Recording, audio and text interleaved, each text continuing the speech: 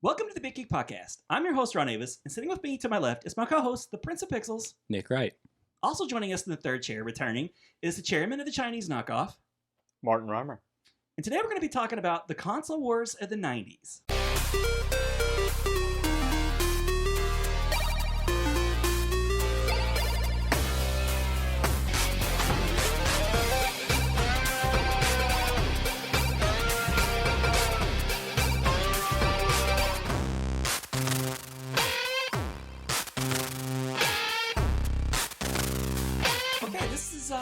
This is kind of a different episode. We're not really doing a tribute. We're not doing rankings or countdowns or our favorite 5 or 10. We're just sort of talking about a thing that happened. And that is the great console wars, of those early to mid 90s that was Nintendo versus Sega versus any other potential newcomers that, dare dip their toe. Wars do not make one great. What is that from? Is that like it sounds familiar. Empire Strikes Back. Oh, okay. Come on, guys. Come on. I'm sorry. I was going to say it sounds like a Yoda thing. Is that Yoda? Yeah, it's Yoda. Okay. Well, I knew it was like, it sounded Yoda. But no, when it comes to video games, I feel like the console war of the 90s was just a huge thing. And it back then, it felt like a war. Nowadays, you have lots of people who are selling consoles and games, but they all kind of exist in their own lanes, and it's not really a war. It's more like a little skirmish. It's like bickering. They try to be friendly, right?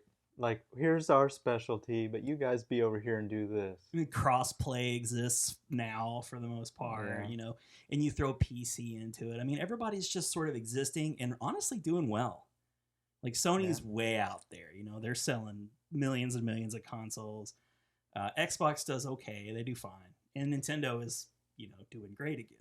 So there's no big winners or losers. Everybody's just selling millions of consoles and tons of games. And we're living in a wonderful, great world where... But even though the Switch is doing good, I still feel like it's like, the two, Sony and Microsoft.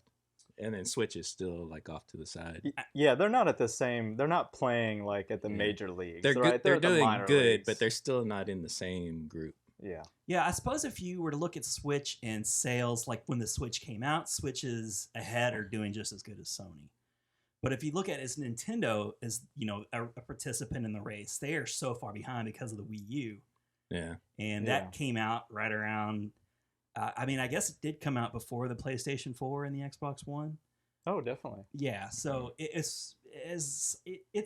always feels like a bad place to be when you're kind of in that gap between big releases. People still have that perception of Nintendo being for kids too. I don't think they're ever going to get away from that. Right. It's interesting though because they do have Dark Souls, and you can find Wolfenstein and Doom.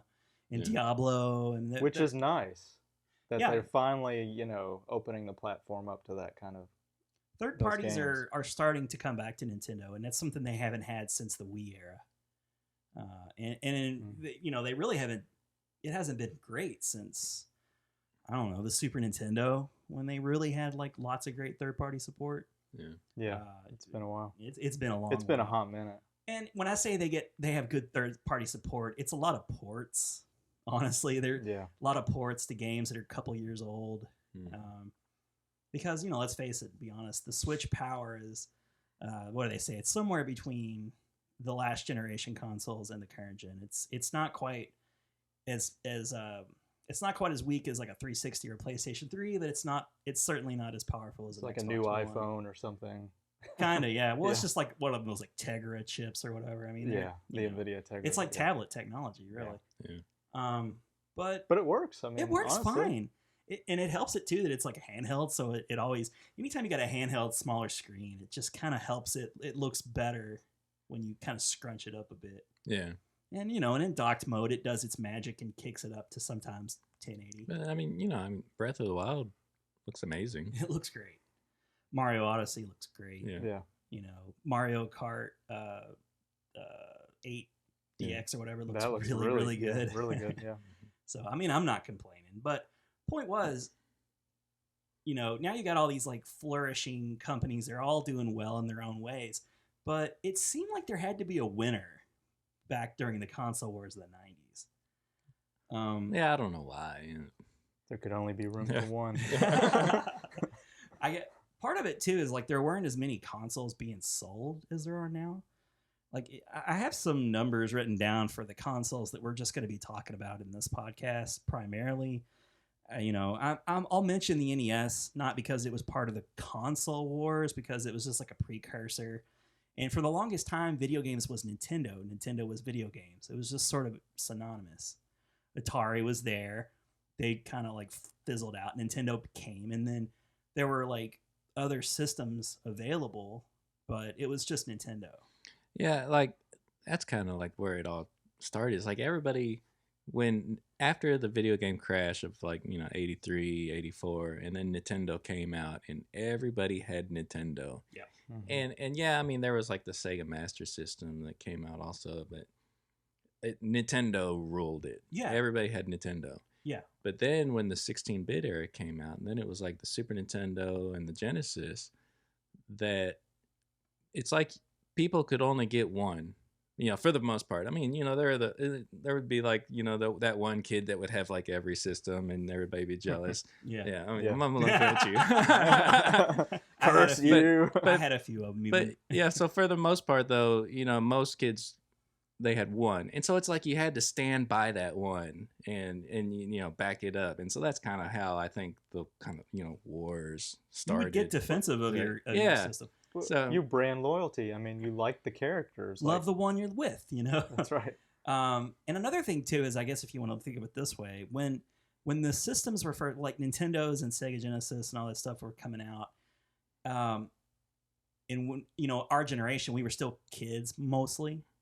And I think video games are still looked at as a very toy-like purchase. Oh, yeah, definitely. So they were toys at that point. Yeah, so you're right. I mean, it was like a very expensive toy, and you could maybe count on getting one a year or one every other year. Parents weren't just going to like drop down money for every system that comes out. I mean, it was either that or the boombox, so you got to make decisions, right?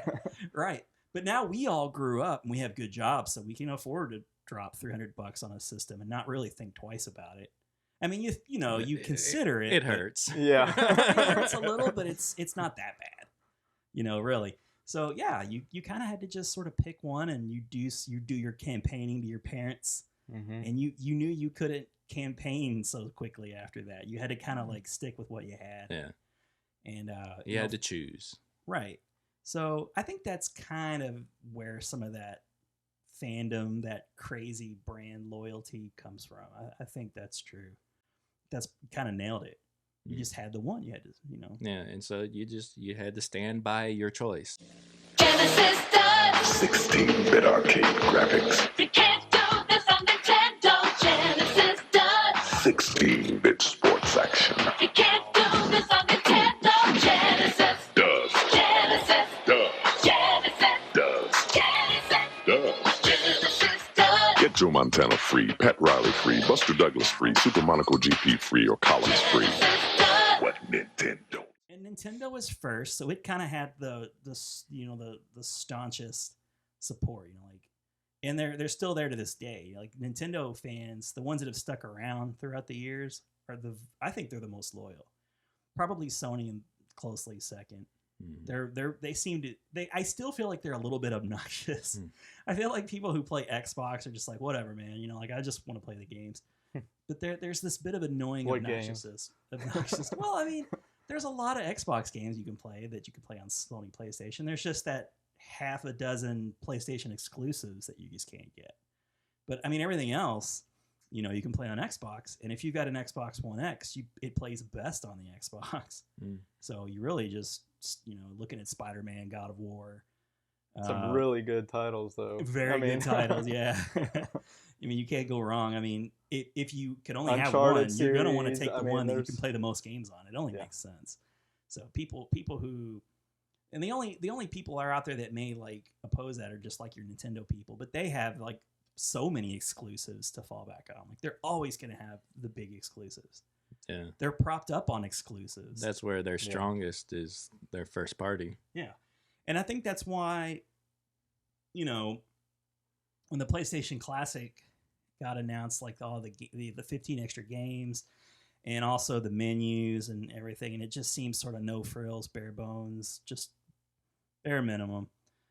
They're not really, I don't think, paying a lot of service to the fans, but Nintendo sure did, because they understand that's their bread and butter. If they kind of do a half-ass job with the nostalgia aspect of the NES, like, they're gonna let their fans down, and they gotta hang on to those fans, do everything they can. And this year, last year, the last last couple of years really for Nintendo, they've just been on their game, as good as they have been ever, in my opinion. Yeah. They really are doing all the right things and catching up. And even you, Nick, said you and Martin have played online, and didn't you say like the mobile app was actually pretty good? Yeah, I mean, it's disappointing that it doesn't have such things built into the system, but it was very easy to use. Like, we tried out the online NES games, and my phone was sitting in front of me, and just as soon as I got connected, I saw a pop-up, because I already had the app downloaded. And I had it downloaded as well. So we were already kind of prepped, but I didn't even realize it would do this, though, that as soon as I connected, a little notification came up that knew I connected online with the Switch, and do you want to use the app? Oh, yeah, okay, sure. So it prompted you through it, really. It prompted me, and it was like just one touch away, and then I'm talking to Martin all of a sudden. Yeah. It's good to hear. I really haven't done any of the online stuff yet. I might try, because I got Diablo 3 just recently, so I feel like I might check that out. And by the way, and it plays great on the Switch. I love it. And I got Dark Souls, and it's awesome on the Switch. Yeah. That's cool. So yeah, let's take a look at some of the numbers. The NES came out from 85, and it was discontinued in 95, and of course carry on a couple years after that. We salute you, NES. Oh yeah, we're all three huge NES fans. We love it. Right. Forever in our hearts. Forever in our hearts. But 61 million worldwide. That's a small number, like smaller than you would think, honestly. 61 million. But there were no adults buying these. It was like mostly kids. So those are like your 61 kids, 61 million households that are, driven by kids. Sega Genesis came out in 1989. So it came out a year or so after Nintendo really was hitting its stride. Like, I feel like Nintendo got off to a slow start. And then around 87, 88, they're like Mega Man 2, Mario 2, they're really, really hitting big. Contra, all the big classics that you think about. So, Master System, which I actually owned and liked it fine. They came. So you had it back in the day originally? Yeah, I had it back System? in the day. Okay. Absolutely. I remember I never really even realized what it was back then. I knew it. I remember seeing the games at Toys R Us. They had the walls of all the cards, and they had it was really like this. Really, it was appealing to the eye, because they had those like grids on the cases. Oh yeah. And so there was like this kind of uniformity to all the games. And I like that style. Yeah. And the early Genesis followed suit with that also. Right. And it went like with the black cases with the white grids. Mm-hmm. So and I also like that. I was a huge, like you, Martin, I was a huge fan of the Sega arcade games of the day. Yeah. Shinobi and Hang On and Afterburner and Outrun and all those games. And you could not play those really on Nintendo. Mm-hmm. Yeah. You had to play them on the Sega Master System. And it was so great because, you'd walk through I remember walking through the aisles of Toys R Us, and there was always like this yellow sort of graphic in the corner of all the Sega Master System games that were ports. Why don't you grab one? So back what I was saying, where I didn't understand what it was, because like I was really into Nintendo. Right. So when I go to like KB Toys, I'd see Sega Master System and Genesis, and I didn't understand which was better. Because as a kid, I'm like, well, I don't know what the difference is. Why are there two? Yeah, I mean, because I admit I didn't really know what Master System was until Genesis was out. Yeah, because to me, I was like, is this like... Yeah, so there's like that arcade hit like on the side. Yeah, it let you know that was an arcade. And I remember seeing Roston in arcades. So it just kind of like let you know, like right there, like this is an authentic arcade port. And I think the graphics looked better than the NES in some ways. It's definitely had more colors. It had more colors. Yeah. So it's not like the Sega Master System failed due to, inferiority or anything. They had the arcades. What they didn't, I think the problem with nobody knew what it was. I didn't know what it was. I was like, the thing about like the Sega systems, I guess, and consoles, and why maybe they weren't as popular as Nintendo is they were emulating arcades, and arcades were specifically made and programmed to be quarter munchers. Mm-hmm. So they were very hard, and you would get hit a lot and die. So you would bring them over to the consoles, and you're playing these same experiences at home. So they're very hard. You don't get extra lives, really. I mean, you do, but you don't get like an endless supply of quarters. Mm-hmm. So when you get NES, you got these like more like thoughtful adventures like Zelda, and then you could just sort of take your time. Games made for the platform. Yeah. Right. Instead So of conversion. I don't think Sega did a real good job of coming up with their own versions of those types of games. Yeah. If that makes sense. So anyways, they saw what was going on with Nintendo. They came out with the Sega Genesis, and right off the bat, they came out with an arcade port pack-in, Altered Beast. Mm-hmm. And I remember it looking really cool. And I remember a friend of ours. Wise from your blade. Wise from your blade. That So voice edgy. sampling. I always thought Genesis was like super edgy.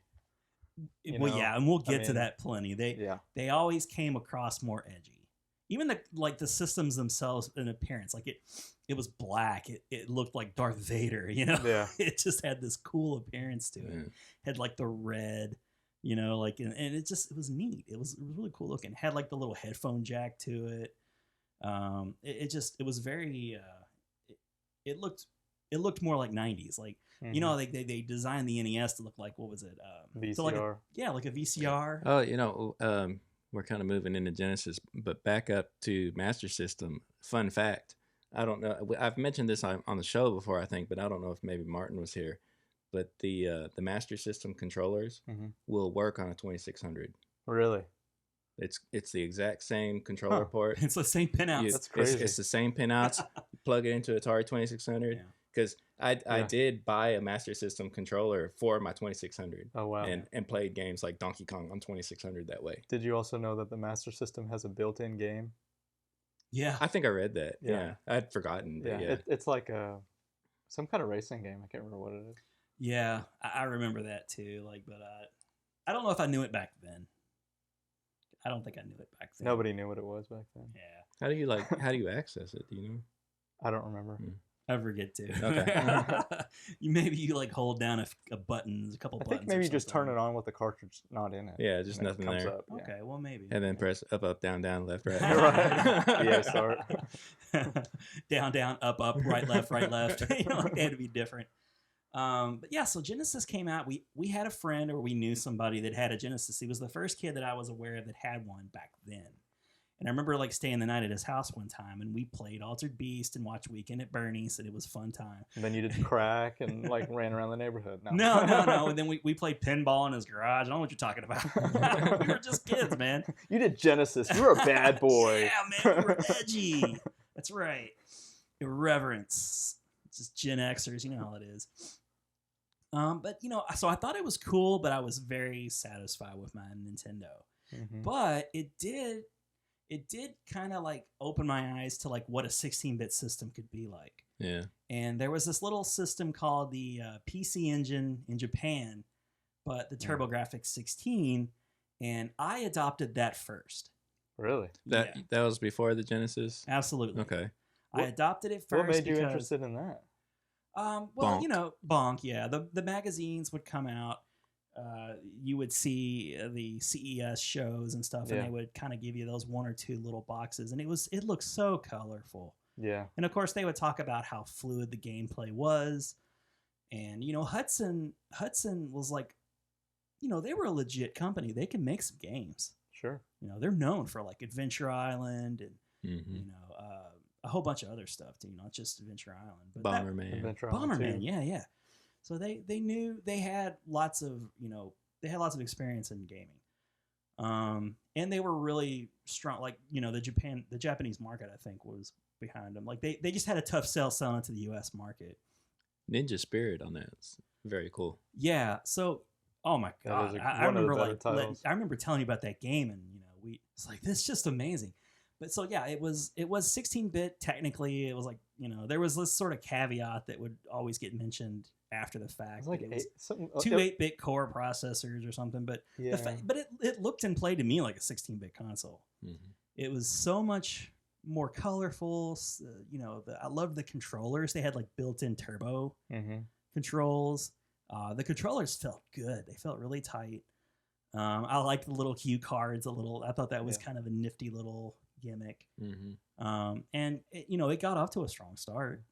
And the same game works with the portable version of it as well, which was Mhm. cool. Yeah, well, so you can reuse your library on the go. I mean, I wasn't lucky enough to have one of those things, yeah. but I was aware of that. I mean, that was like the first. Yeah, I mean, we did think that was like the most amazing thing. Like, Yeah.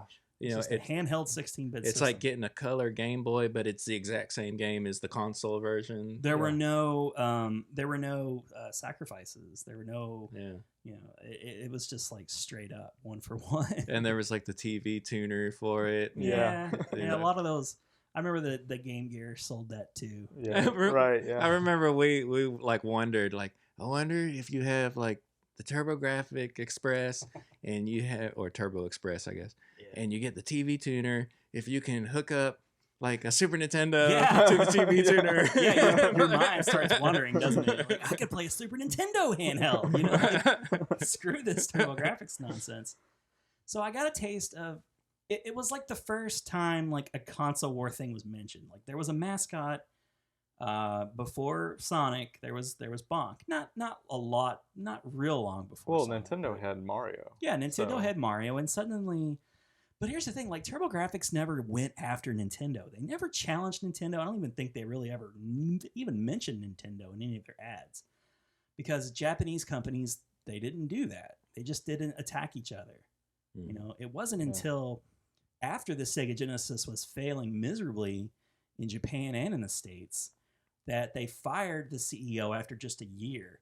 And by the way, I'm going to be referencing this book that came out a couple years ago. It's a really great read if you're like us and you're interested in a lot of, you know, insider stories, knowledge of video games at this time. And it's called The Console Wars. And it's written by Blake Harris. And it's excellent. It focuses almost entirely on Sega's perspective and how the uphill battle they had with Nintendo and themselves. They were constantly at odds with Nintendo on one hand and then their own home base in Japan on the other. But the president of Sega took a look at this guy, Tom Kalinske, who was this hotshot CEO of Mattel. And he was killing it like with the toy division, like with Barbie and He-Man and all that stuff. So they brought him over. And this Japanese businessman kind of put it, he just took a risk. He kind of knew what he was getting into. He took a risk and he said, here's the reins, you know, and I think at first, like Tom Kalinske, he kind of knew coming from, he had some experience with Japanese like toys and like the business dealings. He's like, if I'm going to do this, I'm going to go after Nintendo. And the guy was like, you know, sure, you know, you got my support. And he was the CEO for like 6 years, and he wouldn't have been there a day if it wasn't for him. He had his back a lot. So right off the bat, he comes out and he takes like a tour of their R&D, and he sees like, you know, like the Genesis is so much better than the Nintendo. And Nintendo was in no hurry to release the Super Nintendo because they knew that parents would be reluctant to buy a new system because one, they would expect it to be backwards compatible. And I think Atari struggled with that a lot. They never really figured that out. And one thing that the Sega Genesis was doing was backwards compatibility. All of the Sega Master System games would play on a Genesis. With like an adapter. The 50. Adapter, Which one was it? 7800. 7800 was backwards compatible. It was, wasn't it? With 2600. Yeah. games. Well, maybe I shouldn't say that about Atari, but there certainly was an expectation, I think, from parents to be able to play the same games they bought. Yeah. So, they weren't ready to release the Super Nintendo because they were doing gangbusters, and they were just starting, and that's, in around 88, 89 to just dominate the market. Like, they were really just starting to hit. Like, why would they stop all that and bring out a new system? It just didn't make sense. But Sega Genesis really forced their hand because, he came out and he's like, I want to go after Nintendo. I want to see your best developers. They developed the Sonic team, and he said, oh, and by the way, I want to have an office in the U.S. and I want it to be right by where Nintendo is. And he just took them head on. And most of the people in Sega didn't like that. They were against it from the start. Most of them. The president was just the only guy that was there. It was in his back. So he goes in this, he takes this sort of edgy approach, and he starts selling the teenagers. He's selling to the teenagers with the Sega, that whole campaign. They start marketing themselves as more adult because Nintendo was kind of looked at as kind of a kid, like a kid's thing. It still is to a degree to this day, family oriented. And they were like, okay, yeah, we're going to have blood. We're going to release Mortal Kombat 2 with blood. We're going to take lots more chances. And then they actually caught up with Nintendo at the end. And I think they had a 50-50 market share in the States. It was getting pretty close at one point. I remember that. Yeah. Yeah. I think Super Nintendo started pulling ahead of them again once Street Fighter 2 came out. Mm-hmm. And they had that 1 year head start with Street Fighter. And there was all kinds of exclusive things going on with Street Fighter because they had Street Fighter 2 but Genesis got Street Fighter 2 Special Champions Edition, and Nintendo got Turbo Street Fighter 2, and then they both ended up getting Super Street Fighter 2.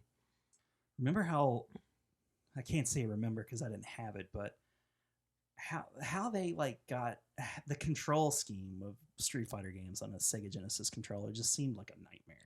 Yeah, didn't you have to press a button to toggle? You had to push controller you had though, right? Because there was a 6 button and a 3 button. They released the 6 button controller eventually. Specifically for Street Fighter, and then it just kind of became the norm. But there was a mode button, I think, maybe, or something. Or maybe it was the select. They didn't have select. It was just start. I don't know, something toggled. It just had one button, I think. I think it had a start button. Yeah. I don't think it had a select button, the Genesis controller. Yeah, I don't really remember, but if you had the 3 button, the original Genesis controller, it was awful for Street Fighter. It was awful.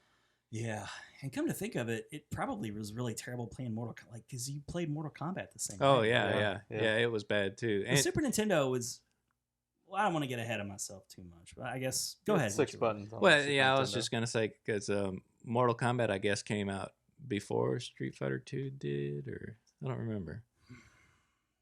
I think so. Yeah, because Mortal Kombat was one of the games on Genesis at least. Oh, because Street Fighter 2 was on Super Nintendo. They released both of them on Mortal Monday or whatever.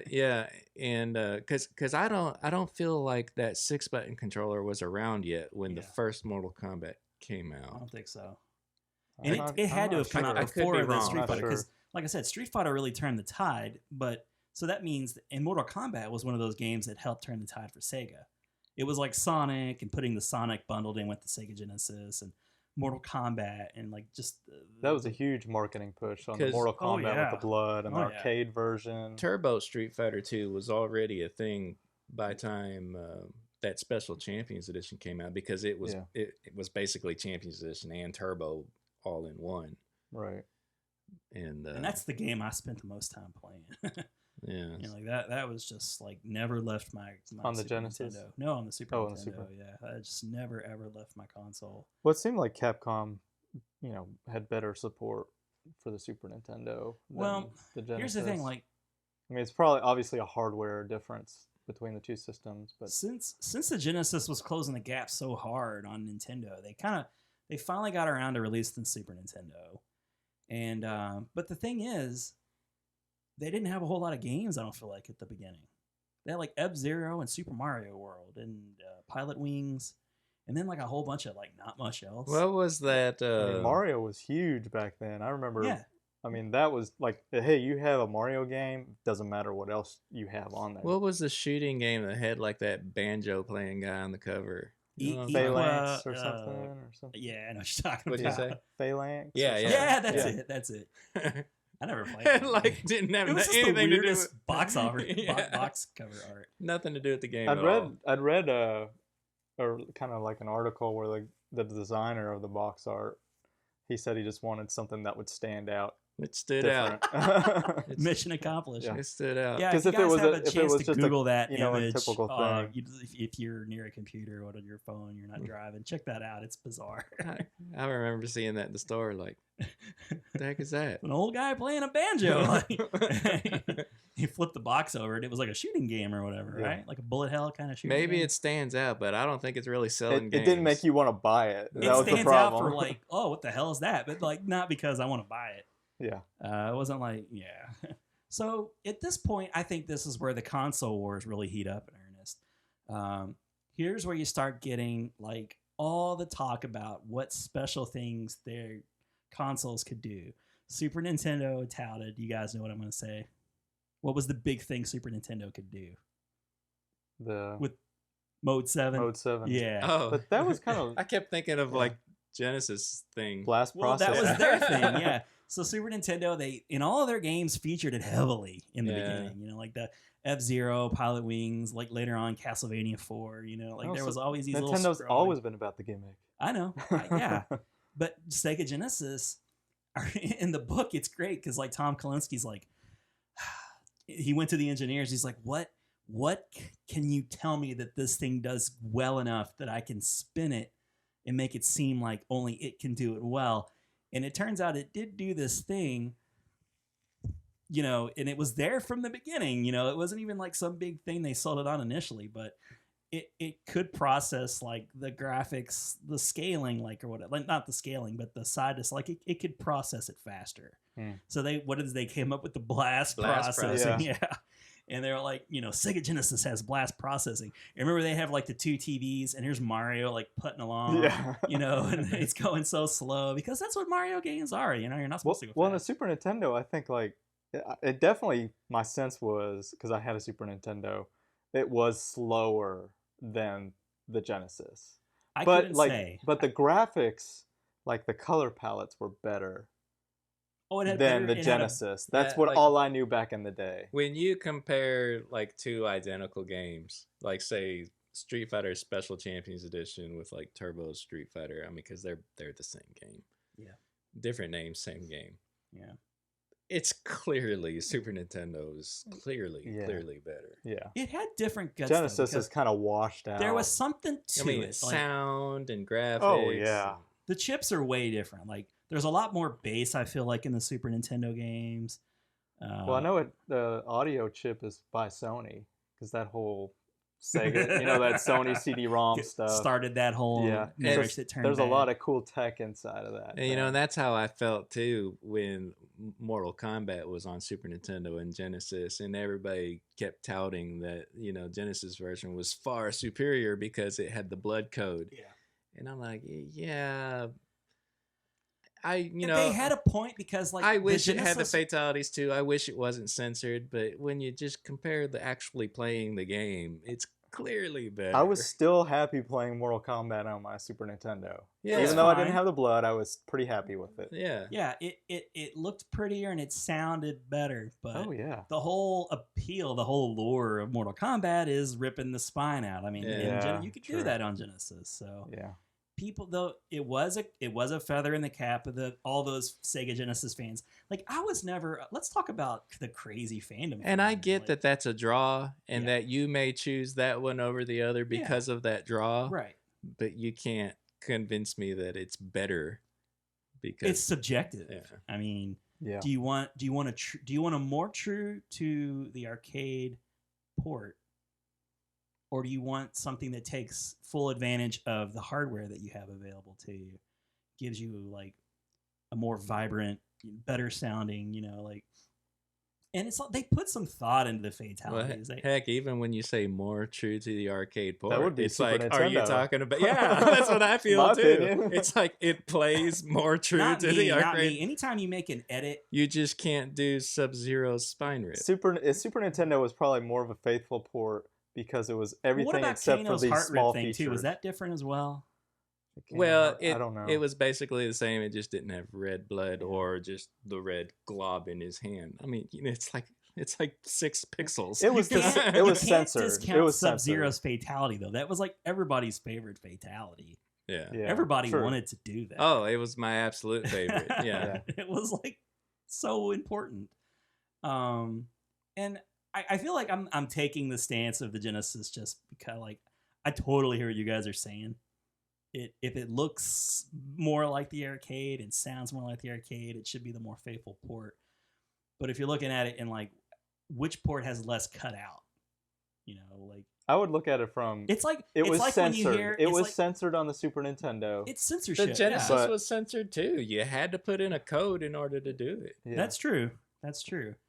But it's like music, you know, like when you would buy music from Walmart versus like Circuit City, you know, like it was the same song. It's You just bleeped had out. like words taken out, and you know, it's Yeah, still but the same here's the song. difference: the music from Walmart wasn't like levels grade Yeah, below. that's what I was gonna say. Like audio quality wasn't below. Like Yeah. that's what you would get with the Genesis. It's like not the like- audio quality and graphics. It's not were like, below. okay, this one's got all the cussing and everything, but it sounds terrible. No, It sounds like you're no. underwater. No, the Genesis didn't look terrible either. I wouldn't say it was that much worse. It looked pretty good.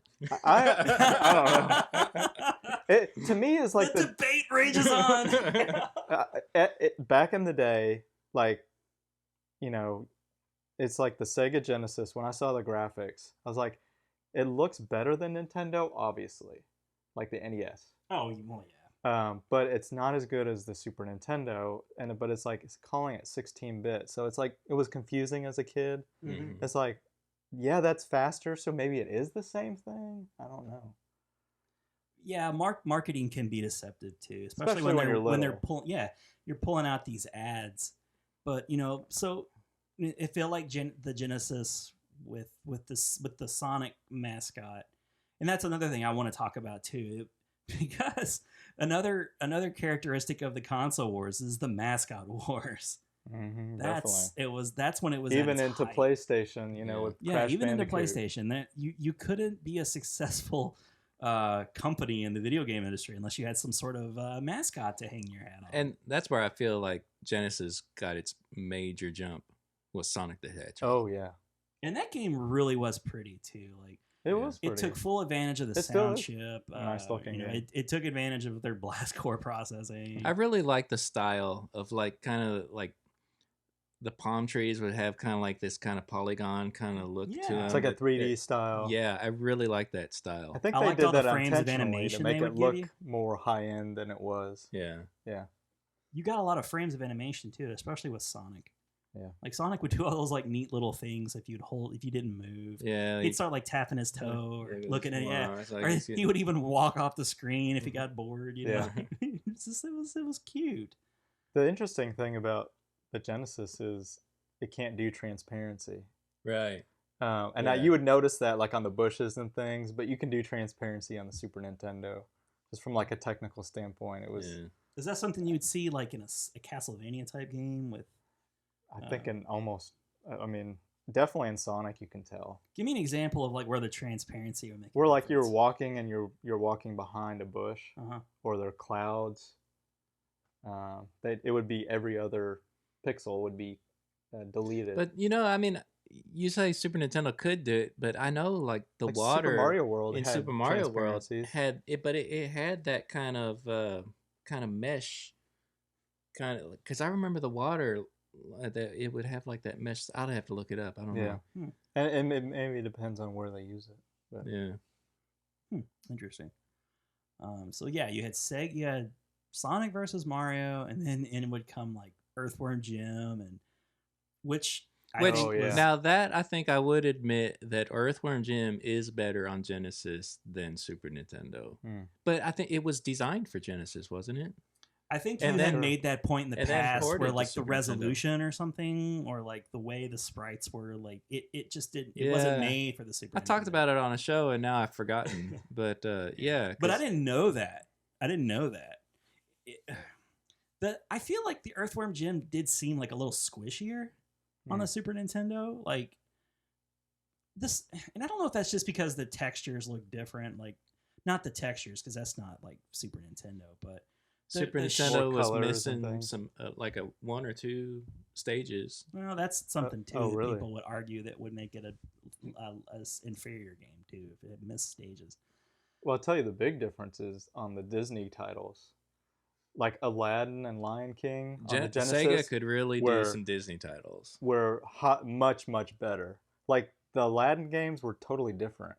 Now, Almost. I don't the know Super what they- Nintendo Aladdin was very good Mm-hmm. Yeah, it was fun. in its own way. It was was not popped as good more. as the But- Genesis. But the version. Genesis was like straight up like the cartoon. Didn't it Yeah. seem like it had more frames of animation and stuff?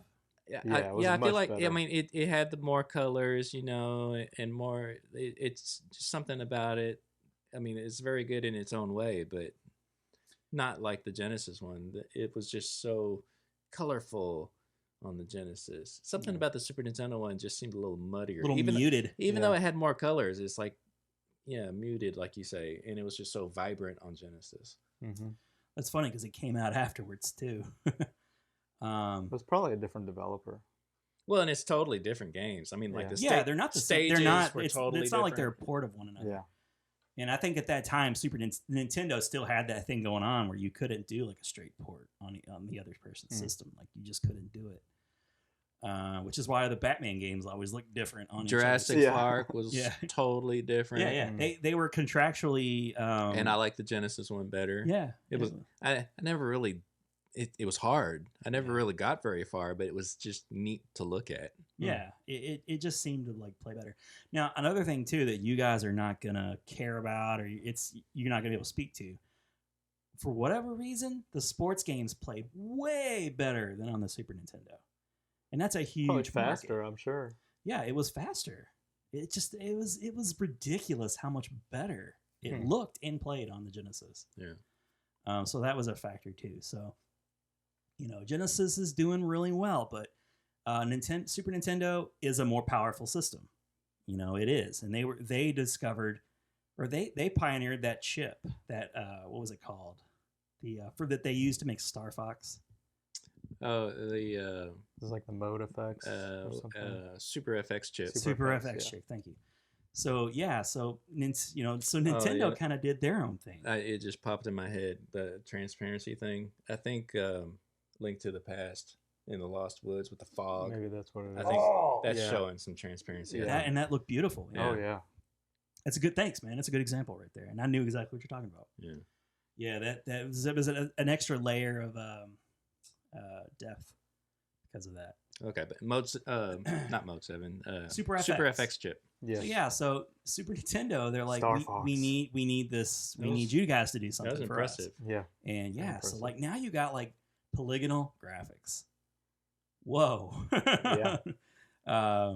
And because of that, Genesis came back with their own. They started up their virtual series. Virtual racing. Yeah, they towards the end of their cycle, they started coming out with the virtual racing and. I don't know why, but when you said polygonal graphics, it just made me think of Animaniacs and be like, just like Yakko, like, good night, everybody. Just, I don't know, like the way it sounded. Like, Polygonal. Polygonal. I can't even say it now. But it was. a pianist. Oh, okay. Good night, everybody. But that's not it.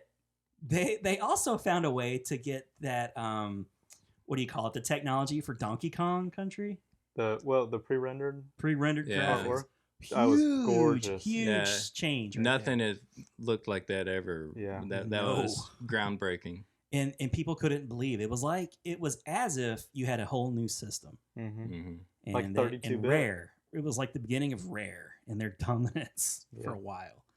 So, and Genesis just could not compete. And that's when they started, I feel like they started getting a little bit extended with the Sega CD. And I guess they felt like the next 32X. logical step was CD-ROM. Hmm. Mm-hmm. And I was very excited for it. saved up, and I got one, and I liked it For Dragon's Lair. for Dragon's Lair, and Sonic CD, like the Silpede, I think was like a game that looked really cool. I remember seeing like Yeah, that those was high neat. resolution scans at a Game Fan. They'd have like 2 or 3 pages dedicated. It's like, this looks gorgeous. Mhm. So it was clear that they were trying to emulate that Super FX kind of technology with CD-ROM, but really it's not like you're getting extra. I don't understand the technology behind it, but I don't think just because you have a CD-ROM gives you any more, like, you're still a Genesis pushing the same graphics engine, right? Yeah, there was like a little bit more like RAM or something Uh-huh. that was an add-on Yeah. inside of the CD-ROM system, but that's why you could get a little bit more colors Okay. out of it. But yeah, I mean, it wasn't a huge upgrade.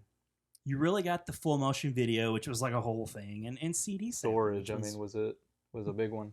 Yeah. And the Sega CD was like great. You could play CDs, on it. I remember playing like my music CDs on it and just being like happy as could be for a little while. Yeah. But yeah, I think was, and of course the big one, the Street Fighter. You had Super Metroid and Street Fighter, and Nintendo, I think finally after taking shot after shot from Sega, somebody convinced them. They're like, well, we're gonna fight back with our own ad campaign, and that's when they came up with the Play It Loud. Yeah. And they got Yeah. weird too. and they would have like in the little corner the only on Super Nintendo. Yeah. Yeah. Like Super Metroid had that, and It must have been Yoshi's when they pulled Island. even, because Super Nintendo, it's almost as if for a long time Nintendo was, they were under siege and they're up in their ivory tower and they're just like, like they have no chance. Because I think it was like when the Genesis came out, it was like a 90 or 95% market share from, like the Master System never made a dent. Yeah. So, they just were untouchable. And that's how I guess it's just sort of their arrogance. And, they had all the retailers around their fingers. They couldn't do anything. Like only Walmart, like Walmart would only sell Nintendo games.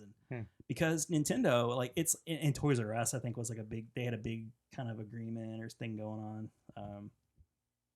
And because Nintendo would pull their stuff out if you kind of like went behind their back. They fought really dirty. Yeah. They fought dirty. It was an uphill battle all the way for Sega, and then Tom Kalinske got them all the way even. And it was really a lot of fun. As someone who had a Super Nintendo and a Sega Genesis, it was fun. I really didn't have to feel like I obligated to take a side. Part of me wanted to see As he wears his Sonic the Hedgehog shirt. Man, I love Nintendo. I feel like I've made that point time and time again. Like Nintendo, yeah, Atari was great at first, but Nintendo will always be where my heart is, And I've been fans of TurboGrafx. Like I've been on the other side. The grass is always greener, and I've checked it out, and I've always come back to Nintendo. But I don't care. I really don't care. I've always found it kind of humorous. And Nick, you got I think you did get a Genesis down the road, right? Yeah. Yeah. Well, not like like a Genesis like this. I had a Nomad. I had the CDX. Yeah. Which was like the Sega yeah. CD. It was like a and Walkman, Genesis. right? Yeah. Basically. Yeah. And That was a cool piece of actually, I still have technology. that actually. Do you? Yeah, I still have that. So if you could picture a Discman, and it had a cartridge slot for the cartridges, but then it could also play the Sega CD games. Mhm. So you kind of had like the coolest of the Crazy. technology that Sega had to offer towards the Yeah. end. But Could you use the 32X with it? could No. you? I Oh. didn't ever have 32X. It all Sega Stackable. got so desperate and so crazy with their Well, before add-ons. but I mean, start off with the Sonic and Knuckles though, because that was a cool idea. Yes, that was really cool. Yeah. So the idea with Sonic and Knuckles, like, right, Sonic 3, it was going to be one game, but then they like split it. They decided to make Sonic 3 and then Knuckles later, right? Yeah, I think so. Like that was intended to be a full game, I guess. And then again, like they just to try and find a gimmick or whatever, they came up with this like little adapter you could attach the game to, and then you had Knuckles as a Yeah, playable the character. lock-on technology. Yeah. Yeah, they always had these little names for their one and done gizmo. But it was cool because you could take an old game like Sonic 2. Yeah. I don't think it worked with Sonic 1, did it? I doubt it. I can't remember. I think it was Sonic 2 and Sonic 3 you could do it with. And so you could take Sonic 2 and you could play like Knuckles in Sonic 2. And so that was cool. That was pretty neat. It's interesting. Yeah, it was, You it go was back neat and that you replay could it. go back to an old game and play a totally new character in it. I always appreciate when a company takes a chance. Like they'll take a risk on something unique. And no other game will take advantage of it, but I always kind of felt like annoyed though that if there was like such technology, then like with Street Fighter 2, then why don't they just like give me some kind of like lock-on thing to like upgrade Street Fighter 2 to be, you know, Champions Edition or Turbo or Super or whatever, instead of buying the entire game again. Right. Oh yeah, totally. You know they could do it. Yeah. Just like with arcade cabinets, it's not like they sell like a whole new cabinet. They just send them like a new like board. Or Well, whatever, yeah, right? like Champions Edition, it was like an upgrade kit or something. Yeah. But Yeah, you didn't take out the old cabinet. You just put a new marquee in it, basically, right? Yeah. But I always, when they released that Sonic and Knuckles, it kind of started giving me ideas. Like, why don't they like upgrade games that way? Yeah, that's always fun though to think like that. Of course, the answer is money, I guess, and time. You got to like spend the time to. And Sega had all that money, I guess, to do something like that. Yeah. But I don't know. They did kind of the shotgun blast and tried. Yeah, they so tried many everything. different things. Did you guys ever see that image? It's great. Somebody had like the old Model 1 Sega Genesis with the first model Sega CD, so they kind of like sat on top of one another. That's the one I had. I know you had the side by side, but I had that first one where they stacked. So there was this guy had that, and then he had the 32X plugged on top of that, and then he had the Sonic and Knuckles thing like up on top of that or something like.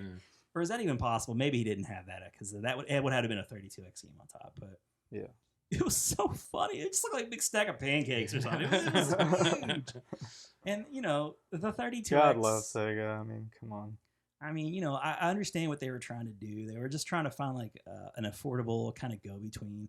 I guess they thought, oh gosh, like parents, they're going to find it much more appealing to buy this cheaper system. You get unupgraded graphics. Yeah. And it was not a bad idea, but add on to your existing thing. We're not making you buy a whole new thing. Right. Because the Virtua Racing, which was like a bigger cart, because they for the 3D part. Yeah. I think it was like $70-$80. Oh, so it was expensive at the time. So they were kind of like, well, people aren't going to buy but it had $80 Doom games. and it had the Star Wars arcade. Well, for the this is non-32X. This is just for Genesis. Oh, yeah. I gotcha. Yeah. So that got them thinking, well, we'll release an add-on with the 3D chipset in it, and then we'll just sell cheaper cartridge games. It's not a terrible idea, but what I guess they didn't see coming was, that's really like the second generation of home consoles, and the Genesis went 10 years, the NES went 10 years. You'll never see another console last 10 years in the market. Yeah. There's always going to be that newer, like the technology advances so fast, and like, what was state of the art a year ago is super cheap the next year. So 4 or 5 years, realistically, you got a good run. That's a good run. So you start seeing the Saturn. The Saturn was out there. Sony PlayStation was out there, and Nintendo 64 was out there. So the 32X, on paper, it sounds like a good idea, but you're stretching that 10-year-old technology too far. Yeah. Yeah. And I think by that time, and ultimately, it only had like a handful of games even come out. It did not last. Not long. a lot. No. And I think that's right around when Tom Clancy got fired. It wasn't his fault. He wanted to get out there and push the 32, not the 32X. He didn't want anything to do with 32X. Well, there was a 32X. There was a successor to the Genesis that was basically the 32X console. I know got scrapped, and then they scrapped that for the Sega Saturn. Yeah, and the Saturn, it's a shame what happened to the Saturn, because I think in a world like today, it would be fine. Because it was going for like it was the pixel monster, it was supposed to be like the next logical doubling of power of what was before 8-bit, 16-bit, 32-bit. Like, and it was going to do everything like the NES and Genesis could do, but like supercharged. Yeah. Well, they miscalculated. They thought people would want 2D games with a little bit of 3D. Right. But it was mainly 3D with a little bit of 2D. Nintendo and Sony had it. They actually were right. Yeah. And it was just too late. So, but my point is, if you were to release that now, I think there'd be enough people would buy it and they'd be satisfied with it. Because there's like, especially now that there's like a real resurgence in that 16-bit style, graphics. Mm-hmm. It would be perfect for that. It'd pump out those games like, you see a lot of them on the Switch. Just like to me, that's what the Switch is nowadays. That's the like. Good point. We can do 2D really well. 3D is not super powerful. Yeah, we can make it work. Yeah, but it's not our bread and butter. Right. So, anyways, I was talking numbers. Sega Genesis sold 31 million, which is, roughly half of what the NES did, and the SNES sold 49 million, and it really, really pulled ahead towards the end. And I find it interesting. Nintendo's unique. Like they'll release and have always released like their numbers, how many consoles they'll sell. They'll make it. They're really transparent that way. Other systems, especially like Microsoft, they're kind of dodgy about it. They don't tell you, and I think Sony's pretty good about it too. I think because they're always winning probably too. Like they're touting. Sure. So we know that in North America, the Super Nintendo sold 24 million units. And we also know that the Sega Genesis was a failure in Japan. So I'm guessing, even though I can't prove it, it was pretty even in the US. It probably was more. It probably was like 20, 25 million units sold in the US. And then in Europe and Japan, like the rest of those. So TurboGrafx sold a measly 6 million. They actually let it be known how many they sold. And it only lasted... It lasted 5 years, and I'm guessing that's probably with the CD add-on, the Duo. They're probably counting the Duo as well. Is that 6 million worldwide? Yeah. Wow. Yeah. Probably all in Japan and Asia. Probably. Yeah. I was the only person I knew that had a TurboGrafx. I've yet to meet anybody in person. I didn't know anybody at the time that had one. I loved it. I absolutely loved it. I was very sad when they stopped. You could see the writing on the wall, and they just stopped covering them in the magazines. They just weren't getting really like the games anymore. They exhausted Bonk. They'd done like 3 Bonk games and then an Air Bonk game. Yeah. So they kind of exhausted that. And I gave up on them and I went to Genesis. I probably was hard and heavy with TurboGrafx for a couple years. And then I think I probably saw that they were releasing the Duo to keep up because again, it wasn't like a true 16-bit system. And I think they were first with CD technology too. Yeah, I think they beat Sega Genesis. Yep. But yeah, 6 million. 3DO. Like, let's talk about 3DO for a minute. I was the only person I knew that had that. Yeah, I love that though, because like I'm like the lone TurboGrafx representative, and I tried buying a TurboGrafx 16 shirt for this episode. I wouldn't get here in time, so I didn't buy it. I want to go ahead and buy one though, so I have one. Yeah. I still love the Turbo, but yeah, 3DO was kind of a big deal because they had Electronic Arts behind them. I enjoyed it. I mean, Gex was fun. I bought it for Super Street Fighter 2 Turbo. I was going to say, a lot of advertising. You got what you wanted. That. It was an excellent port of Super Turbo. I mean, and that was not on any other console at the time. Yeah. So I remember like coming over to your house and being impressed with it. I mean, in the loading times, there was like no loading times for a CD version of a 2D game. Mm-hmm. Wow. And it could play CDs as well and do all that. Unknown number of. It was neat. It was neat the way they never disclosed it. Yeah. But like the controllers that it would have like a controller port like on the controller, so you can just keep adding controllers onto the control. Like there's one controller port, like you plug in a controller. You like daisy chain it? Yeah, and you daisy chain them all. So that was neat. That and it gave us that great Naughty Dog game. Yeah, Way of the Warrior. Nick, did you know that Naughty Dog was Way of the Warrior? Which and I got that because there was like at Babbage's there. Yeah, what's a Babbage's? they I had miss them so much. I miss cabbages. there was like a bundle of like I don't know 6 or so like 3DO games, and Way of Warrior was among those games. So That's funny. I got it like in this bundle. Yeah, for like what, $20 or something like that. It was something cheap. Had like Alone in the Dark. The thing that annoyed me about that too is like their cases were like those long old CD cases. Remember how like CDs? Oh, PlayStation had those in the beginning.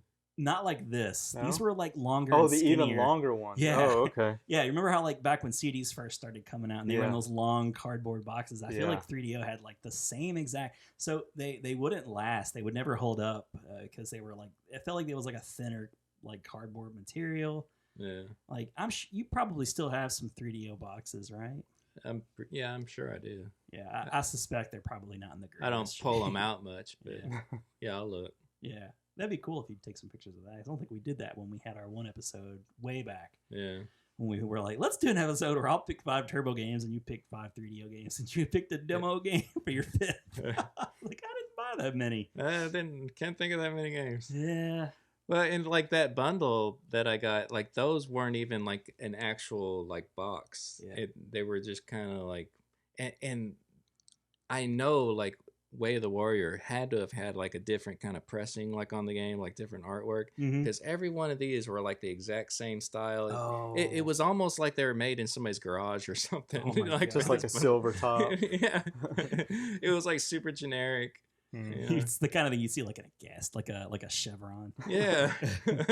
But yeah, so 3DO didn't disclose how many were sold. Then there was like the Phillips CDI, which was like, and Panasonic, didn't they have something too? that was a 3DO. Oh, okay. Yeah. All right. That was Phillips Panasonic. had the CDI, and that is so weird because they had, I don't know how they did it because Nintendo is normally so protective with their IPs. Now, I guess, you know, they did greenlight that Bob Hoskins movie, and there was a serial, and they had that Zelda game and that Mario game. Yeah, it was like Hotel Mario, and there were like, was it The 2 or 3 Zelda games? Well, that was the company that Nintendo was going to go with instead of Sony for Yeah. the CD. Yeah, that So was that going to was- be their CD. That's how they got Zelda, was because they were. Link was like so goofy, like, It was. I'm so hungry I could eat an Octorok. The animation looked worse than those Super Mario Brothers Super Show Friday Zelda Yeah. episodes. Like they were Way worse. Way worse. Just who did this? It was worse than those like lazy Tiny Toon Adventure episodes that came out years later, where all the hands were to the side. Yeah. It's just so bad. And I remember like seeing those at like I saw one playing at a Sears demo once. Sears. And nobody was around it, and I picked it up, and I was like, "How do you even play this damn thing?" It was like an it was the kind of game like I felt like you would need a keyboard and mouse or something to play. Yeah. Wasn't just the didn't- controllers like a remote or something for those Phillips? I don't remember. It was a Oh, remote. I think you're strange. right. I don't even know if it had pads, but yeah, it was as if you picked up the remote to your stereo, you know, and we're trying to play this game, and Interactive CD-ROM. oh my god, it was so bad. And you know, like I said, nobody was around, and I fiddled with it, got frustrated immediately. It was like the appeal of Zelda alone just can't keep me around. Yeah, I know. Like I've tried to play it at the arcade expo. One of them. It's just it's. Do you remember if it had awkward. a controller? I don't remember what it was like. I mean, I held the thing but I don't even So remember. forgetful. Oh Yeah. god, it really It's was. depressing. But then yeah, you know, you mentioned the whole CDI Phillips Nintendo thing. That was the whole controversy with that, and they kind of birthed Sony PlayStation, and then Sony Definitely. came along and Yeah. sold over They 100 definitely million. pushed them into that. Yeah, they kind of pushed them into the race, and Sony's been really dominating, except for like a couple years here and there. You know, when the Xbox got in the game, when they were doing the Xbox 360, I feel like it was the leader for a couple years. Yeah. Till PlayStation 3 towards the end caught up with them there. Yeah, PS3 in the beginning was PS3 too was a expensive. huge, yeah, not a lot that was of a huge games. misstep, big Yeah. time. They screwed up the online infrastructure. They screwed up the hardware. They screwed up with the prices. You know, it's like everything was a big screw up. But then they still caught them. So let's see. What else can we talk about? Neo Geo. Thank you. Neo Jaguar. Oh, and do the math. Yeah. No, well, I remember Do the math. I did want There that was, like- Alien versus Predator game. Yeah. Yeah, that was like the only game thing that I looked kind wanted. of cool. That looked good, but it was the only game that looked And good. it actually seemed pretty cool It was when like we a played new it. Tempest or something. Uh-huh. Yeah, there was like Yeah. a Tempest. I Yeah. remember the controller just seeming so busy. Oh yeah, Like, was it Yeah, a it was- calculator? it was, or like, what were all the super damn fat buttons on with that like thing? tons of buttons. It reminded me of like a ColecoVision controller, Yeah. except fatter. So off-putting. Yeah. I was like, no. But it was Atari, and we were probably feeling just a little nostalgic for Atari because they were such a huge part of our early childhood. And But Yeah. man, because I had a hand-me-down Atari, so yeah, yeah, so did I. like Alien versus Wood Predator. panel, baby. yeah. You're talking about Alien versus Predator Yeah. looking real good on it. Because then like Alien Trilogy came out on the PlayStation, and so I'm thinking like, well, maybe this is good, like how that looked good. Yeah. But it wasn't very good. I liked Alien Trilogy. Okay, it Yeah. was okay. Well, I mean, I guess to me, I'm thinking of like, you would see screenshots of like that Alien versus Predator where like a face hugger would like jump on your face, and it looked like really cool. And if a face hugger jumped on your face on the PlayStation's Alien Trilogy, it was just a blocky, pixely mess. Ooh. Yeah, and plus you didn't even have dual analog or anything probably at that time. Oh no, it didn't exist yet. Such a clunky, like, first person shooters were so clunky in those days. It wasn't until PlayStation Just like 2. Doom. I mean, Well, and that's exactly what I was gonna say. It was like Doom with like an alien skin. Sure. That's Yeah. probably what they did, right? And But, that would have been just fine if it had been a couple years sooner. Yeah. Yeah. But at that time, I was like, no. Now, No, with, we're not. go ahead.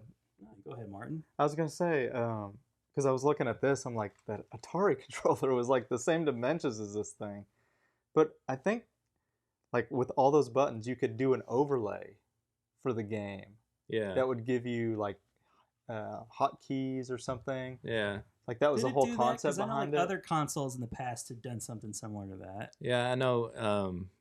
We had an Atari 2600 game that had like a special controller Oh, with yeah. a lot of buttons. Yeah. And it would have like a little cardboard thing that you could Yeah. put over it to like tell you like what all these different buttons would And do. there were even like consoles that before the Star. Atari, like there was like something you'd actually slide in front of your TV, and it's like Oh yeah. the gel was the new game. The Vector X would do yes, something yeah, like it was that. all Yeah. based on that. Yeah. So But Star Raider, I think, was this 2600 game.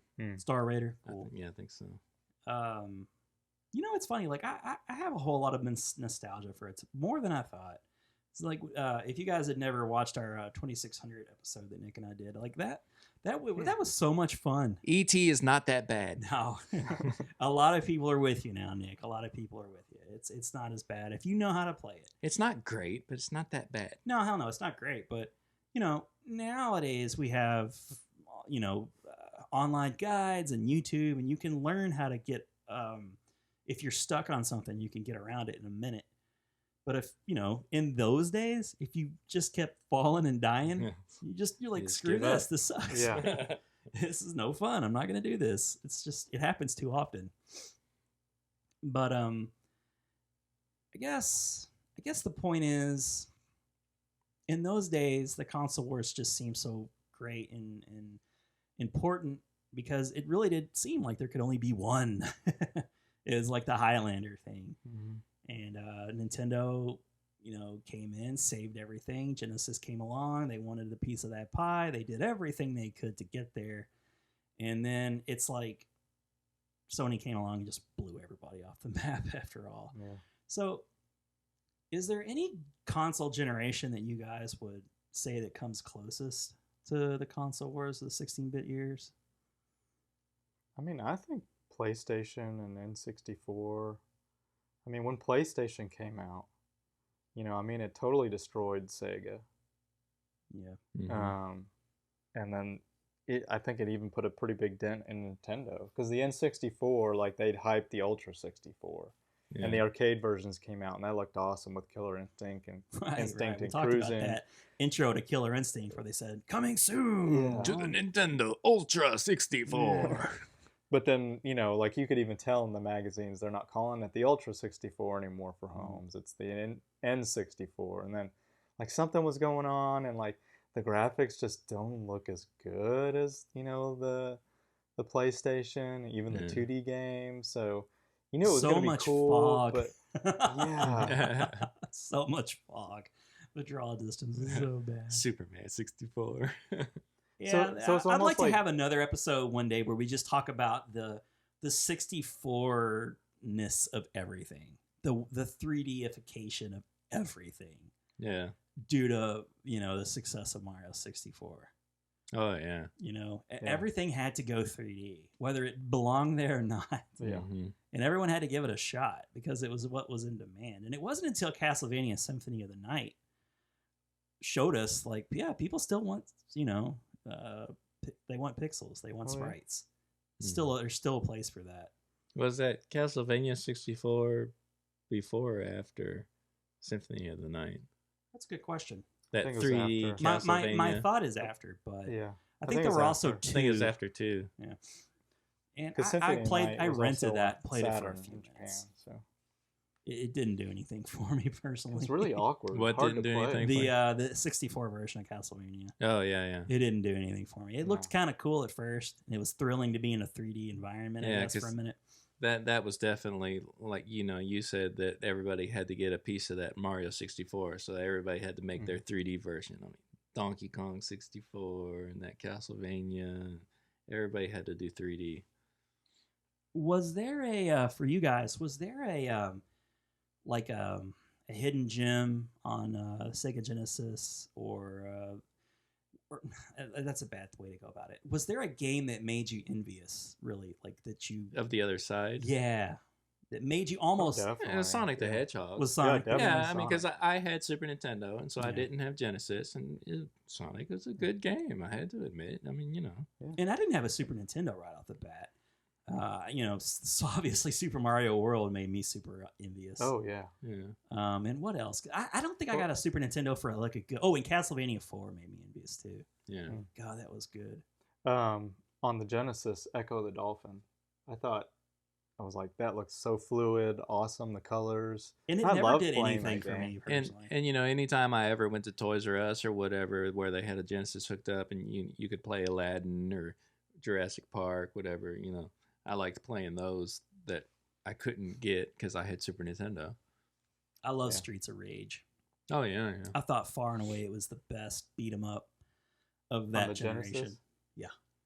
Just Better- on better the than- Genesis, or because like Final Fight, I would prefer Final Fight on Super Nintendo. But it graphically and just It had that gameplay. opposite effect. it was I'm talking limited. about. It was so limited though that you Yeah. couldn't have the 3 characters. You could only have either the version that had Hagar and Cody, Yeah. or Final Fight Guy that had. Which one was cut out? Was it still Hagar that was in it? Hagar and Guy, or I Cody think and Guy? yeah, Cody got cut. I think out of it. Cody got cut. Yeah. So yeah, Hagar was always in it. Yeah. And remember I was talking Bigger about before, sprites, like just look better to me. Yeah. I feel like the Streets of Rage games could be longer with better music because it was made for consoles. It was like that whole argument I was making earlier about Genesis and Master System having to deal within that, construct of an arcade mentality. Mhm. So Oh yeah. Final definitely. Fight was like an arcade port, a limited arcade port. Sega Genesis didn't have any of that going against it because there was no arcade. So, there was no disappointment of missing characters. And it gave you, 2 characters like co-op simultaneous right off the bat. But Martin started to bring up, and then we started talking about Jaguar, that holy grail of systems that was just so far out of reach. Oh, yeah, please. Thank you. Keep going. Yeah, the Neo Neo Geo. yeah. The $600 system that Yeah, there's everybody just saw at the no top. way you would ever get this system. I mean, it's like $1,000, man, in today's money. Yeah. I remember seeing, like when And you the were- games themselves, I think, were at least $100 each. At least. Yeah. Oh, I feel like they Some were were like like as much as a 200. console cost.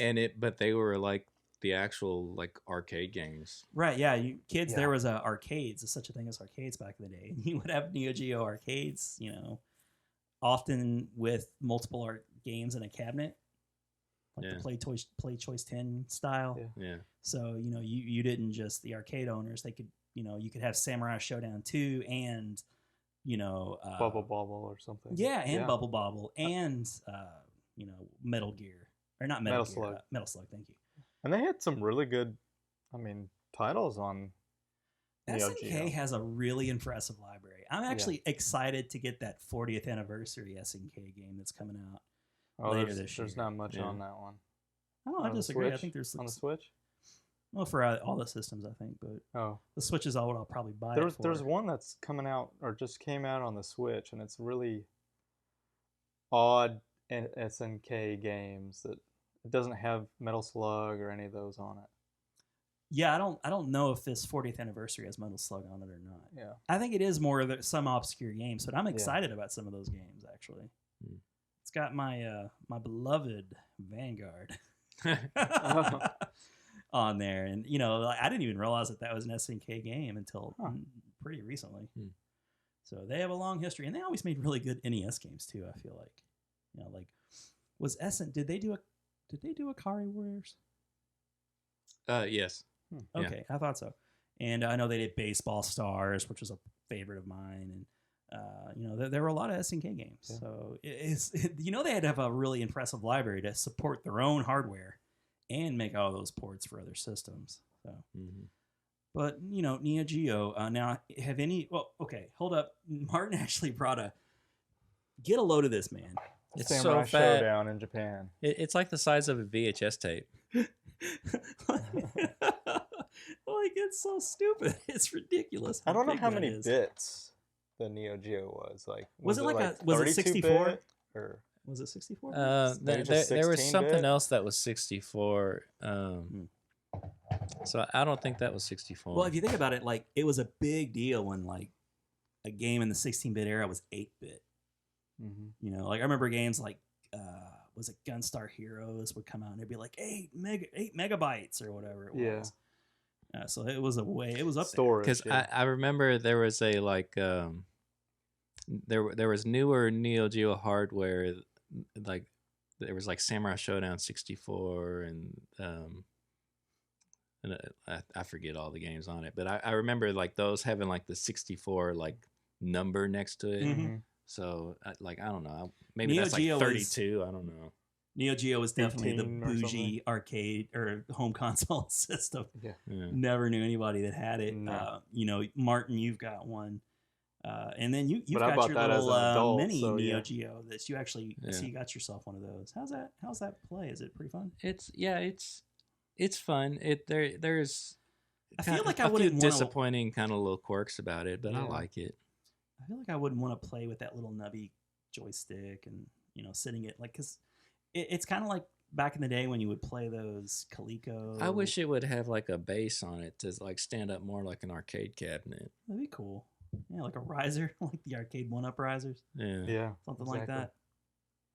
But it looks cool. It looks neat. It's definitely different. It attracts the eye. If you're looking at because in Nintendo you still have to plug it in to a TV to play it. Like that'll plug into a TV. It's got an HDMI out. Yeah, it will. Yeah. The weird HDMI. thing about this though is it doesn't even have its own battery. Like you have to plug it into the wall to even play it at all. Yeah, no battery. So it doesn't charge up? I've seen not at all. I've seen like mods that you can like put a battery in it, but out of the box, no. They could have just added, another half an inch and put a battery down here. Yeah. I don't know why they did that. It's just cost. I was talking to Martin, I was saying that I think it should have like a little base on it to stand up higher. I said they should make like a battery pack and that could be like the little base. And so, I would buy it. I'm sure you would. Yeah, absolutely. We need more base. Nick's all about that base. All right, let's see. Is there anything else we could talk about as far as the console wars go? Who do you think won? Oh, Nintendo won. Yeah. Yeah. The consumers. Ooh, good one. We had choices. Yeah, definitely the consumer. That's one good thing about it was great that Sega challenged Nintendo because you're right, the consumers always win in the end. There's more of a drive to innovate. There's more of a drive to give your money's worth. I think that's what I miss about that era is they were like, right now we're like in this pattern of it's Nintendo. We know kind of what they're going to be doing, kind of quirky stuff. There's going to be Xbox, and then there's going to be PlayStation. But back in the day, you had Neo Geo, the super expensive console. You know, you don't have arcade ports anymore. It was interesting to see companies take a chance, dip their toe into the console market. And the last time we really had that was with Microsoft. And that's been, 20 years almost. Has it been so long already? I mean, what? It's When the been Xbox at least came 16 out? or 17 years, right? I'm not sure when. I the want to say original Xbox 2001 came out. is when like the Xbox came out, right? Gosh, might have to look that But up. while you're looking that You're up, making me feel old here, Ron. we are old. Yeah. I want to. I would love to see Google actually get into the game and do something. I'd like to see what they Yeah, could there were do. some rumors there. There were rumors. 2001. 2001. Yeah, 2001. Wow, So we're okay. talking 17 years ago. That's crazy, man. Crazy. I know. It's wild. When did Dreamcast come out? 1999. 99. 99. That's Yeah. right. Um, And see, I thought that had I a miss lot of Sega, potential, dude. I right? miss Yeah, Sega. I miss really Sega. feel bad that they got themselves in such a bad way with the 32X and the Sega CD and the Saturn especially. See, I actually bought a Sega Saturn back in the day. I remember driving to Sears, getting a Sega Saturn because they were like getting a little bit like cheaper, right? Yeah. Because it had like a multi-pack. It had like Virtua Fighter, Panzer Dragoon, and Virtua Cop on it. Yeah. I actually drove up to Babbage's because there were, I think Babbage's and only a couple of retailers had access to them. You know, that was the time of year or of year, the kind of era that the mall had two video game stores. Mhm. There was the Babbage's and Electronic Boutique. Yeah. Oh yeah. Good times. All great times. EB Miss the mall. games. We have an episode about malls, and where Nick and I reminisce about malls and how we would hit each of those stores, and we had a pattern we would follow, like geese, like birds. You know, we would always Store to follow store. that. Yep. Stop at the arcade. We play a didn't little bit. deviate very much. We would always hit the same place at the same time. You could probably set a watch to it. But yeah, I got a Saturn when it first came out. You know, I somehow caught wind, or maybe I was just at the store and I saw they had them out. They were just out. Yeah. They were early. With Bug. Bug. You had to have that mascot, man. Yeah. And Bug was like their mascot. Clockwork Night. Yeah. Daytona is all I really cared about. Yeah. Daytona. The Daytona arcade game was one of my favorites at that time, and like it was a very, very playable arcade. The port. Saturn version was. I got not very the good. Saturn, but at the time, There was like a deluxe version that came out later or something. oh, it that took they them like fixed. 3 or 4 tries to get it right, Yeah. and it wasn't until like the Dreamcast version they got it totally right. I didn't get it right away, but I got the Saturn fairly quickly. Yeah. And Night Warriors was already out by the time I got it. Yeah, so like a couple of years, maybe after a year and a half. Oh, I don't even think it was that long. You don't think it was that long? I'd have to look when. Was it Warriors Night came. Warriors that drove you to it? Because it came Yeah, out pretty for much. PlayStation as well, Mm. didn't it? No, Yeah. Darkstalkers was on PlayStation, not Night Warriors. Oh, okay, gotcha, yeah, yeah. Gotcha. And Nick was, of course, all about those imports, baby. Yeah. Getting on the phone with his, I guess, checking account number handy. Well, how did you pay for those? Was it? I guess it was a credit card. Oh, was it a credit card? Okay. But yeah, it was so funny, like, because it was before, like, the websites, and Yeah. you would just order online. Like, I would do the phone Through order. a catalog or And, something. and during Absolutely. this time when I would do the phone orders, yeah, it was like Die Hard game. It The was same like, people who made the magazine. Yeah, it was Game Fan. Yeah. Yep. Yeah, and you would see like in the back of the magazines, Oh, like yeah. I remember those. that's It was like 2 pages. That's It who seemed I would- sketchy. I was like, Yeah, what? yeah. You know? I've been to one of the stores. It was Oh, like really? In California. Oh, yeah, in California, Oh, it was well, the see, that's- coolest place. Okay. Yeah. But yeah, and it was like during this time Game Fan too is that there was has like a fascinating history. yeah, It really does. A sketchy but fascinating history. Yeah. Look it up, kids. But there was like the transition into like ordering online, like during that time when I'm like ordering these games And by those games were phone. pricey too, right? I mean, you'd pay a premium of $20 or so extra. Wow. I don't remember, but anyway, because there was finally like one time I'm ordering like Tekken 3 or some Japanese game because you get it months before it comes to the Oh, States. sure. you Yeah. know? Oh, yeah. And they're like, why don't you just order it? Like they're telling me to do it from the website or something, and I'm like, Well, why don't you just take my order now while I'm talking to you on the phone? Yeah. But so that was like the last time I ordered on the Yeah. phone. From then on, I was like, okay, well, let me I check. guess I'll do the. They're like, we don't want to your type it in. You fancy type it in pants for us. Website. Let me figure this out. Yeah. Get on the phone. Get on AOL. We're one of those CDs diskette. With the phone on the cradle thing or whatever. I remember you guys. Oh god, you had one of those.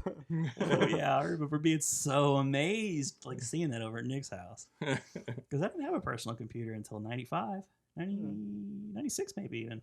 See, my first computer was the Apple IIe. Well, Yeah, it was that- rough. well, I'm talking about ordering games for PlayStation, and the PlayStation didn't even come out until 95. That's true. So That's true. Yeah. you had to get a computer later than that then. I had dial-up at that point. Maybe it was no later than 97. I Yeah. know it was no later than Yeah. that. So anyway, that's how old we are, people. My 386. with- America Online, It's like they had 2 or 4 megs of RAM. How many of those America Online discs did you just have laying around? Ridiculous. And you could like always just pick up another one like at the bookstore. Yeah. Just throw them at you. They made nice coasters. I would just reuse them, save documents and stuff on them. Oh, could you do that? The diskette. Did you just like on the right over diskette? top of? Oh, well, okay. Yeah. All right. Yeah, you could just okay. Oh, Forgot about obviously the not the discs. CD, but Oh, CD three was and a just a half inch coaster. guys. Yeah. That's how you could load up a game and play it on 3.5 well, and then inch. Prodigy had the 5 1/4. Did they really? Yeah. Jeez, man. We should have an episode on the early internet days, guys. That'd be a fun I actually episode. have at home. It's a floppy disk, 5 1/4. It's like Sega Collection. It has Oh my Outrun on gosh. it on floppy. It has Alien Syndrome, and there's like a couple other games on there. Space Harrier. I don't know if Is it that a had little that too one. Might have advanced? been. I'll have to With look. its scaling. Yeah. Yeah, pretty cool. Yeah. All right. Well, I guess that kind of wraps up our. We didn't bother going into the handhelds at all because, I don't think that really counts. That doesn't No. count. in Nintendo was never console really wars. challenged. They tried, but they never really were challenged. Game Boy was always reigning supreme. Yeah, I mean the others would try to make fun of the black and white spinach green kind of Spinach color green, yep. and be like, oh, ours is color. Oh But- yeah. Oh, it didn't stop people from trying to Yeah. sell their handheld based on advances in technology. And Oh, then really? Nintendo would just troll you by coming up with the Game Boy Color, and it's still black and white. Yeah. No, Nick will never live that down, man. That was pretty dirty. Yeah. It's going to be color. All right, guys. Well, that was a really fun episode. Yeah. I've been wanting to get Martin in here for a while, actually, and talk about the console wars because, in the world of video games, it's the Great War. It's like World War One. It was a knockdown, drag-out fight. There were sides. There were lines drawn, friendships. Stressed fights in the playground, just stupid argument after stupid argument over which system was best. And in reality, they were all great. They all had their pluses. Yeah. Mhm. There was no best. It was just one did something better than the Yeah, other. there- advantages and disadvantages on both sides. Yeah. Right. I Both think good that's one thing about systems. nowadays too is like they're all released at the same time, so they have like similar they're like PCs basically. Oh yeah. So there really isn't any difference. No. It's just would you rather play on Xbox Live or would you rather play on PSN? That's kind of your difference right there. Yeah, so many times now it's just like, well, which controller feels more comfortable? to you, Yeah. you know? Yeah. That's kind of how we're down to that Yeah. nowadays. And I loved the Xbox controller, and then I kind of got back on the PlayStation 4. Now I'm back on Xbox. Well, I find that it's kind of whatever I'm used to at the time. Yeah. Like when I start playing, maybe like one of them's got some kind of exclusives Yeah. or something. So now I'm using that controller, and then I pick up the other controller after it's been a few months or whatever, and it's like, well, wow, It feels so foreign. Yeah. weird. Yeah. Well, too, because like the PlayStation, the analogs are like symmetrical, but like the Xbox is kind of like one is up higher than the other, Yeah. and that feels weird to you at first. Mm-hmm. You got to get used to that. But yeah, so thanks Martin for joining us. Yeah, thanks for having me. It was discussion. fun. I thought it'd be just it's fun to just get together and just remember stuff, not necessarily get too deep into the minutia of what was best. Let's just talk about it. Mm-hmm. Yeah. So maybe we'll try and have more discussions like that. Seriously, I would like to do like an early internet episode. I think that could be really funny. Yeah. We have a YouTube channel. You may be watching us right now, and you know that we're at youtube.com/BitGeek. What you didn't know if you're watching us on YouTube is that we can also be found on all of your, audio-only podcast services like Spotify, Apple, Google Play, Stitcher, you name it. Pretty much find us there. Look for us on our Twitter page. We have just a Twitter for us now, BitGeek Podcast. You can find me at Ron Avis. And I'm at Nicholas J. Wright. And I'm at Martin Reimer. Yep, check us out there. You can check out our Facebook page, although it's kind of gone ignored a little bit for a while. Yeah, well, I haven't really had much things to post. It's not like anyone's fault. I just feel like the topics and subjects that we've been talking about hasn't really needed to do it. What was it I said I was gonna? Oh, 3DO. You were gonna look up some 3DO boxes, Yeah. maybe. Okay. Well, yeah, maybe if you have a chance, you can pull those out if they're at your house. I don't know if they're your parents. So oftentimes, like, No, they're at mine. Okay. Yeah. It might be neat to you could show off what it looked like. Yeah. And compare it to like a PS4 game or a Xbox game, or like this is what they were like. Jewel cases were all the rage back in those days. Mm-hmm. Oh yeah. Everybody was a jewel case, it seems like. But yeah, thanks for joining us. We'll see you next time. Talk to you later. See ya.